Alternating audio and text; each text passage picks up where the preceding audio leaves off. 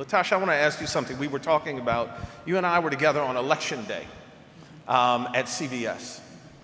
And both of us, I said, I think it's fair to say, struck a tone of trying to be optimistic, but very cautiously optimistic. And we kept telling them that day, we're not ready to usher Kamala Harris into the White House. Numbers weren't looking as bad as they ended up being, but we were very, very cautious. Give me a sense of, from that day to today, how you see where we sit and what we have to start to do. You know, the best way for me to say it is, and I'm just going to have to be honest, brothers and sisters, in many ways, I think we're in the wrong fight. And so let me say, I'm going to share what I mean by that. If you make $100,000 or more, did you know that you're 1% of the entire population of the world? 99% of people make under 100,000. The majority actually make the average around the world is 9,000, 9,700 around the world, annual. And I'm saying this for a reason. Elon Musk is a trillionaire. I want just one person out there to tell me how long would it take you to become a trillionaire if you take $100,000, all your bills are paid, and you put your $100,000 check in a bank and you just sit on it. How long would it take you? It would take you 10 million years. Do the math, take your phone out. It would take 10 million years. Let me tell you why I'm saying this. The way that we have actually been chasing wealth and the accumulation of wealth as the great divider, as the great peace, even our own consumer power collectively is around $1.8 trillion. This man, one person, has $1 trillion. If we believe that our liberation is going to come from us individually just chasing money, we have drank a Kool-Aid that is going to lead us somewhere else. I'm saying this because I think it's important for us to understand that we are not in a fight about wealth. We're in a fight about sovereignty. We're in a fight around how do black people, not the question of around consumerism, right? Not a question of how I can make more money. It would take you 10 million years saving every single dime that you make $100,000 a year to get the amount of wealth that one man has who actually use that vehicle. So we're saying that how we use our money, I think there are a couple of things that we have to do differently, and I'll stop because I want. One, the way we use our money, we have to actually do something differently, that we're using our money as leverage, that we've got to hold corporations accountable because they have access to resources, quite frankly, that we don't. And we can't take this for granted that at the end of the day, this is about me spending. We cannot continue to consume and spend the same. Quite frankly, we should be investing in, are we investing in access to water? Are we investing in access to technology? Are we investing in land? Did you know that formerly enslaved folks actually had 16 million, once slavery ended, they came out and have 16 million acres of land, a million acres of land. We only have 3 acres now. 3 million acres now. Collectively, we've lost 90% of our land ownership. I'm saying this because somehow along the way, we have become very fancy consumers. We all like stuff. I like stuff, right? We've become very fancy consumers. We're going to have to change our relationship with how we see our relationship with wealth and see money just as a tool. It cannot be the end goal. Because at the end of the day, y'all think everything we always say, this is just about money. Do you think a man that got $1 trillion is worried about some money? He is not. He is actually a nihilist. And not just him, there's a whole crew of them that are literally trying to take your money and make a pathway to Mars, destroy this planet, destroy what you have, and say we're going to Mars and the moon. That seems like I'm just making that up. Look it up. My point is there's a different fight and we're actually addressing this like we're just in a traditional political fight. Our politics have to change. Our relationship with money has to change. And the way we think about sovereignty, it cannot be about wealth. It has to be about the accumulation of resources and natural resources so that we can protect our people.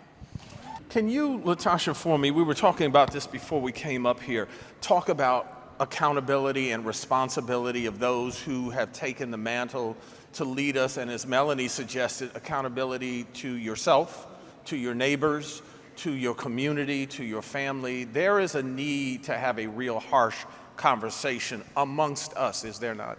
So there's a couple of things I'll just say real quick because I know we don't have a lot of time. One, we have more organizations than we've ever had in the history of this country, right? We have organizations, we've got budgets. I know we're still trying, nobody's fully funded. We got budgets, we've got organizations. Our institution power has gotten stronger. Our movement is weaker. And every single black organization that ever existed was actually supposed to be in service of the mobilization, of the movement building of our people. Somehow we've become so professionalized that what we are doing now is we're supporting institutions at the expense of hurting and harming our movements. And so that's really important for us to know, because we are actually have adopted a model that is actually undermining us. When black people are moving on something, when black people are doing something collectively, we have to stand in alignment with that because it shows the leverage of your power. In this moment, what is really important for us to do, one, we are at war. And we're not acting like we're at war. We're acting like this is another election cycle. This is not about who you like. This ain't about no popularity contest. We are literally have to show up and amplify and do the multiplier effect, because we're going to have to block this fast concentration of power. There are people right now that are trying to concentrate their power, and you are not at the table. You're not even a consideration. And I'm saying this, and they found other ways that, quite frankly, they don't even need you to make money. And if we're not using where we do have power in the consumer space, we're not using our economics in a way that we're holding folks accountable, and we're going to have to hold our leaders accountable as well. You cannot show up the same way that we've been showing up when we are getting slaughtered, when our rights are being taken, when companies don't have the courage, the moral fortitude to stand in alignment with supporting the very people that have built their business. It is not acceptable. So I'm saying for us, we've got to hold ourselves accountable because we co-created this moment. All of us. We co-created this moment. It is important for us. I'll say three things that I think is important for us to do. This next election, we have to, it will determine the next election cycle, and this is not hyperbole. I've worked on voting rights my entire life. This is not about voting the person that you like or whatever. This is about, you've got to stop this fast concentration of power, that as they are consolidating power, what that will mean to you. The second thing is important for us to do is you got to change your behavior. You got to change your behavior and hold folks accountable in your institutions. Our churches cannot continue to be the same. Our civil rights organizations cannot be the same. We cannot be the same. We are operating as if we are in 50 years from now or 10 years ago. It is a new ball game. The way we get information, the way we communicate, the way we actually build wealth shifts. Why are we not shifting? We cannot be a people that are fighting a fight that was in 1965. That is not where we are. What is your vision? And I'll stop on this. What would America look like without racism? What would your communities look like if they were sovereign? That your people had access to food, had access to water, had access to basic needs. I'm not talking about your Louis purse. I'm not talking about your fancy car. I'm saying that if we cannot get it right, that we're in control of basic fundamental, the needs for a human being to survive, we will die. I'm going to give each one of you 2 minutes to do this for me.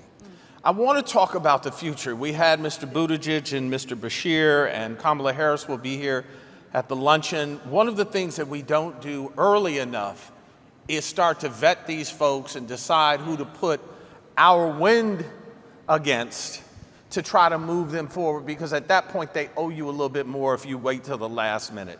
Give me a sense of what we need to be doing as a community, because 2025 is about your vote, right. But the next presidential election is about your ability to strategize and move. I'll say 3 quick things. I think one piece is, when the last time y'all went to a job and when you got to the job place, they sat back and they said, what you gonna do for us?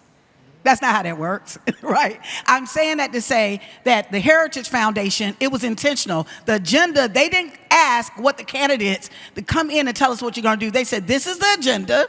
We've got the power to back the agenda. That means we've got to repurpose some of these spaces. That instead of us saying, well, is the candidate going to say something to resonate with us, that we've got to repurpose and take this opportunity now to actually create think tanks, to repurpose our organizations. We should be thinking about what will be the agenda items that we need in terms of going forward. The second thing is really important around how we're going to leverage our power, particularly on the state level. As Melanie said, I think it's really important for us to understand, particularly those in the South, since the majority of black folks live in the South, but we all in the South right now. I don't know if you know that, but if you in New York right now, you in the South, right?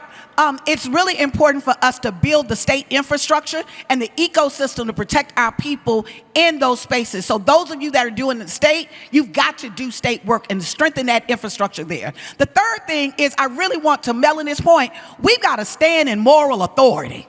That this isn't about a religious fight. This is about darkness and light. We black folk have cultural capital. Now, most of the time what folks see it is, they see it as for entertainment or that kind of space, but that's when Aretha Franklin sings, you feel it. It ain't just that she sound good. There's something that you can go to a church, there's something in your soul that'll get it stirred, right? And I'm saying that to say that we've got to actually use our cultural power in a different way. We don't lend it out to corporations that want to be black to use some black signs up in Black History Month and tell us they with us, Target. Like, we're not doing that. What we're saying is we're going to use our cultural power to really be able to organize folks to see what is next. What is the North Star? Where are we going next? And I'll stop there.